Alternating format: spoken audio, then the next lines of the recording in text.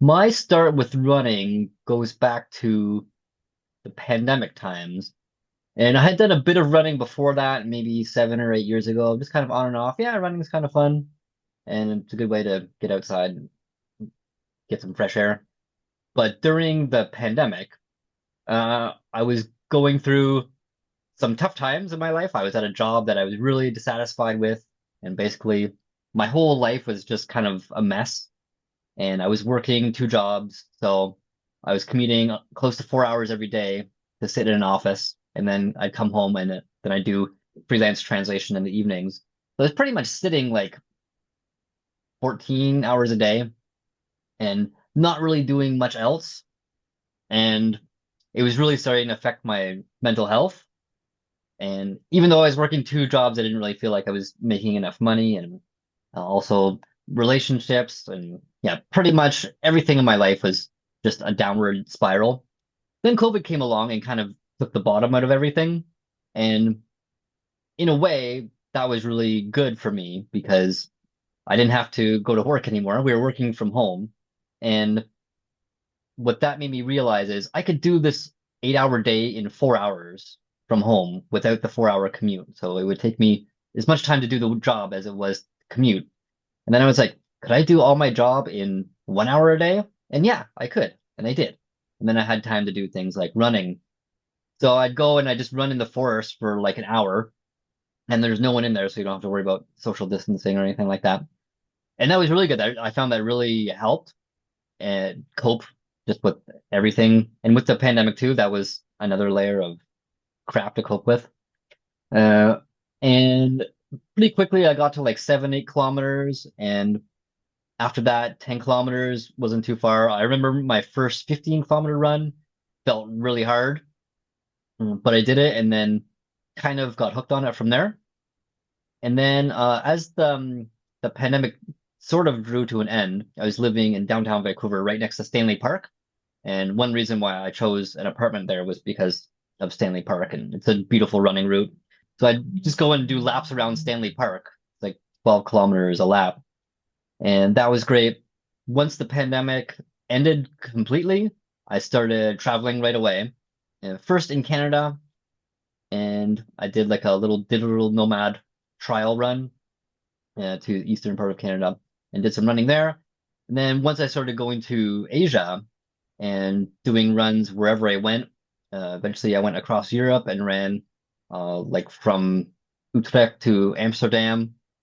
And in Asia, I ran from Osaka to Kyoto just on my own. So I was running on my own for 2 years. And it wasn't until I got to Hungary, and this is in 2023. So I've been running for about 2.5 years now. I did my first official half marathon, and then it was kind of all downhill from there because I was super hooked at this time, and the combination of running and traveling made me like both of them even more. So it kind of magnified my passion for both these things. And then uh, I did my first full marathon shortly after that, which was I can't even believe this. It was just over a year ago that I ran my first full marathon in Malaysia. And I've kind of been either doing one or just having done one or planning to do one since then. So it's a big part of my lifestyle now. And I'm in Beijing long term. I've joined a few running clubs here. There's a really excellent park called Olympic Forest Park. That's my origin story. Liam's is way wackier than mine.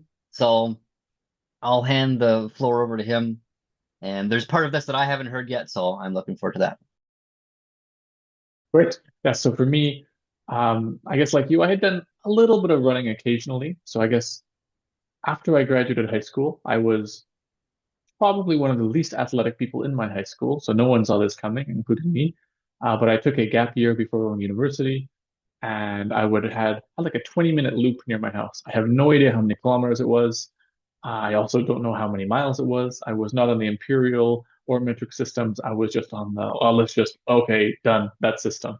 So I don't have no idea how much I ran in that time, but maybe once a week, like 4 kilometers. That's just a guess. Um, but yeah, I did that occasionally, and then I got to university. And my first year of university, there was a competitive runner on my floor. very fit guy, ended up being one of my best friends, and I knew nothing about running at the time. I remember one time he said, "I'm going for a run."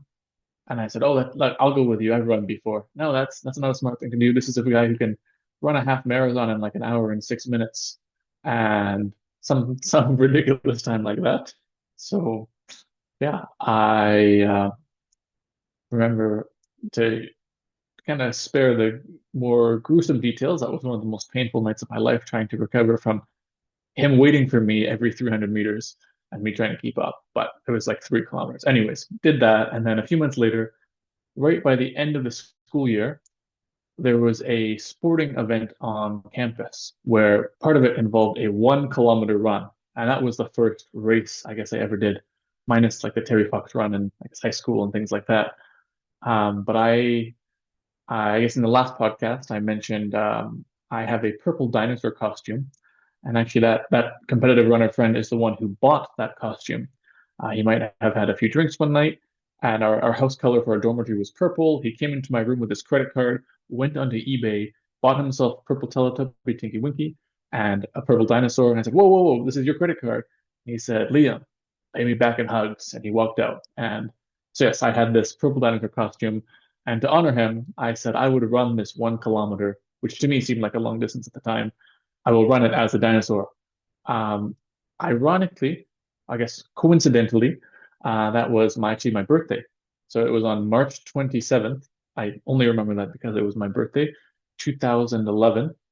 Um, Also coincidentally, there was a famous ultra runner who had crazy stories, just one of the wildest stories. I think he actually died that day, which was kind of a tragic day for running. But I didn't know that. But later on, I found out like the day I started was the day he finished, and it inspired me to like I have to be just as crazy as he was. So, anyways, that's kept me going a bit. But yeah, 1 kilometer was a hit, and the next month I decided to do the Vancouver Sun Run, which is a 10 kilometer run in Vancouver. That year, I think it was about 50,000 people who signed up. So we start in waves, and I'd never run 10K, but I thought, I did 1K. This will be just be 10 times as much fun. It actually ended up being probably 200 times as much fun, and I didn't do much training, so my time was not great. But actually, I have no idea what my time was. But the highlight of this run, and this is really what inspired me to keep running even until now, is the previous year when I was not really running or exercising at all. I was playing music as a hobby of mine, and I played a little bit of trombone in high school. And there was a group I met, they're a military band. I'm not involved with the military at all, but I played trombone. They needed someone who played trombone. And they said, "We're playing at the 6K mark of the Vancouver Sun Run. Will you join us?" I went there, and as the runners passed, we played music. And I remember thinking, "Oh, those people are crazy. Why would they pay money to run?" Well, 1 year later, I was doing that. And I remember that that military band was very fun. People were running, the conductor would turn over, give them the baton, and let them conduct and maybe sing a bit and leave. It was just like a very fun time. So I had a plan. I didn't talk to the band beforehand. I just said, "Sorry, this year I'm unavailable." And I ran the 10 kilometers with a trombone mouthpiece in my pocket. And I got to the 6 kilometer mark, and they've never seen me in a dinosaur costume. They're all in their military uniforms. And I kind of revealed the head and I said, "This is me. I am Liam from last year on the trombone." And I pulled out the mouthpiece. I said, "Do you mind if I play a tune and go?" And one of the trombonists let me use his trombone on my mouthpiece. And I sat down and played a piece and then kept running. And I thought, just for me, oh, that's fun. I did that. Great. Now let's move on. And trombones sit in the back, so I thought no one would see me. But in the middle of I guess a bunch of military outfits, a purple dinosaur does kind of stand out. So a few days passed by after that, and of course it was already a great experience. But I started getting messages from friends saying, "Hey, you're in the newspaper," and there was a picture of the exact same costume I was wearing, but it wasn't me. It was just the first picture that comes up when you search it online. But it kind of looked like me because you can't really see the face in the picture. But someone who ran the Sun Run, he saw me and wrote an article about me, how he was at the beginning inspired and to I can kind of beat the purple dinosaur. He said, "There's no way that guy's going to beat me." And I passed him, he passed me, I passed him. I never saw him, never talked to him, but he was, I guess, seeing this the whole time. And at one point, I just left him behind. He thought it was over. But at the 6 kilometer mark, he saw me playing in a military band and he got angry. He said, "How dare that purple dinosaur? We're competing like this, and he has the audacity to play a wind instrument in the middle of a 10-kilometer run. How dare he?" So he sped ahead. And then, right in the last maybe 500 meters, I passed him and I finished before him. And he wrote an article about how upset he was. And yeah, so that was kind of my 10 minutes of fame, I guess.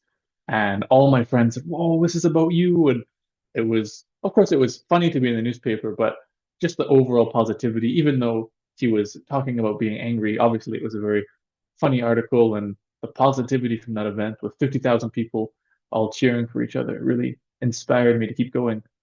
And yeah, I got hooked. And every run I did for the next 2 years, maybe, was all in the dinosaur costume. Don't worry, I watched it in between. And then occasionally I would do a no costume, but those weren't as much fun. So people ask, "Wow, how much faster are you without that costume?" I honestly have no idea because I haven't really investigated that fully. I just enjoy I guess, the atmosphere of it.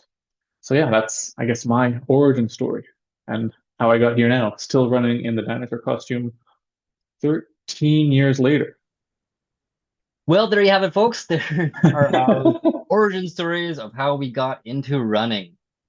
Thanks so much for listening.